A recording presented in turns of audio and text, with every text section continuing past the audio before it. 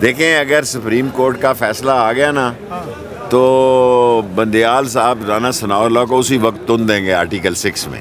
یہ ایف کے بندیال کا بیٹا ہے, یہ رانا رنجیت سنگھ کا نہیں ہے.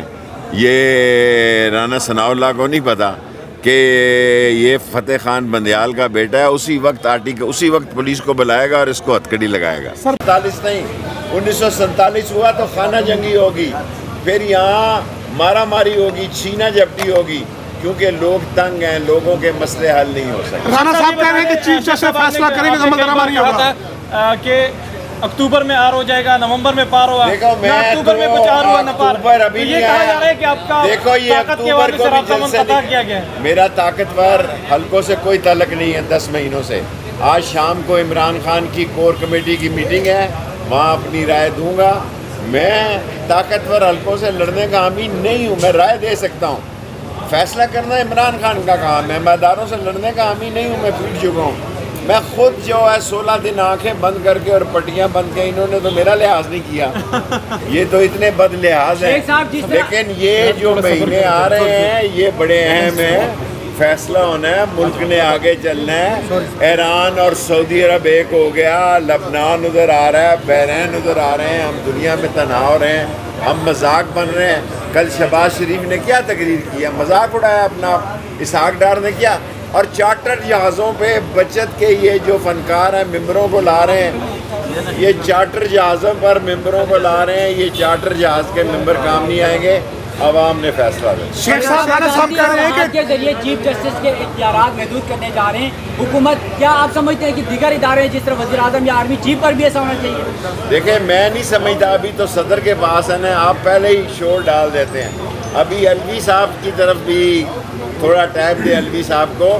یہ 60-65 دن بڑے اہم ہیں. ابھی الوی صاحب کے پاس کیس یہ جائے گا, اور یہ جس دن قصوری کے خلاف سو موٹو ہوا تو واہ واہ ہو گئی, اور جس دن 90 دن کے الیکشن کی بات ہوئی تو آ کر رہے ہیں. ان کے صفحے ماتم بچی ہوئی ہے. اچھا شیخ صاحب یہ بتائیے, زیادہ آپ کی سیاست کا تجربہ ہو گیا ہے, 60 سال ہو گئی, 60 سال ہو گئی ہے. آپ بتائیے گا کہ اس طرح کا آئینی بحران آپ نے دیکھا؟ اور اس قسم کا کوئی آئینی بحران نہ دیکھا, نہ آیا, نہ ہوگا. لیکن اس ملک نے آگے چلنا ہے.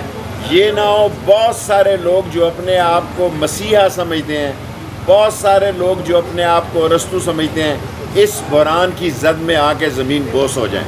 کہ باجوہ صاحب نے اپنے انٹرویو میں آپ کے بارے میں بھی کچھ کلمات ادا کیے. بالکل غلط کہیں, میری باجوہ صاحب سے کبھی ملاقات نہیں ہوئی. میں جھوٹا یا سچا یہ تو اللہ کو پتہ ہے.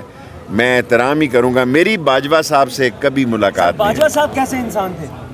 اب جو چلا جائے اس کے بارے میں پوچھنے کا کیا, آج کا پتہ کریں نا, حافظ جی کی بات کریں. آپ نے خود آن ریکارڈ کہا کہ آپ کی ملاقات ہوئی, آج آپ کہہ رہے ہیں کہ میری کوئی میں جھوٹ نہیں بولتا, 9-10 سال سے نہیں بول رہا, اور یہ میں غلطی پر ہوں. کیونکہ اب آپ اتنے صافی ہو گئے ہیں, مجھے دوبارہ جھوٹ بولنا شروع کرنا چاہیے. موجودہ حالات میں صدر کا رول کتنا اہم ہے؟ صدر کا رول بڑا اہم ہے, اور یہ الیکشن کا التوا چیف جسٹس کی ریٹائرمنٹ اور صدر کی ریٹائرمنٹ کے ساتھ بھی یہ منسلک دیکھنا چاہتے ہیں. یہ بے ایمان لوگ ہیں, یہ چور لوگ ہیں, یہ ہارے ہوئے لوگ ہیں. عوام میں ان کی شکست ہو چکی ہے, نہ ریاست چلا سکے نہ سیاست چلا سکے. اور رات کے اندھیرے میں جو یہ آئے ہیں اور جو انہوں نے رزلٹ ڈیلیور کیا ہے, عمران خان آگے سے مضبوط اور مقبول ہو گیا. فیصلہ اس کی کور کمیٹی آج شام کو 9 بجے کرے گی, وہاں مشورے دوں گا. کیا فیصلے متوقع ہے ادھر کور کمیٹی میں؟ جنرل فیض حمید سے رابطہ ہے؟ میرا نہیں سر, میرا 10 روزے سے ہوں. میرا 10 مہینے سے کسی 11 یا 12 مہینے سے کسی فوجی سے رابطہ نہیں. اگر کوئی فوجی رابطہ کرے تو ضرور کروں. کور کمیٹی میں کیا فیصلہ؟ شیخ صاحب یہ بتائیے گا کون کس کی طرف دیکھ رہا ہے اب؟ میں تو اب اللہ کی طرف ہی دیکھ رہا ہوں بس. اسحاق ڈار نے معیشت کی اللہ کے حوالے. سر اسحاق ڈار کی معیشت کا حال دیکھیں.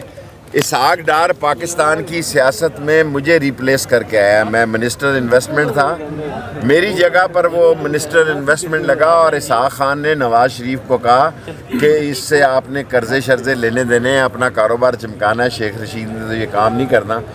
اس نے مجھے ریپلیس کیا, اور اس نے ایسا ریپلیس کیا کہ مشرف کو بھی اسحاق ڈار نے غلط اطلاعات جو ٹیمپر اطلاعات دی تھی جرمانہ دینا پڑا IMF کو.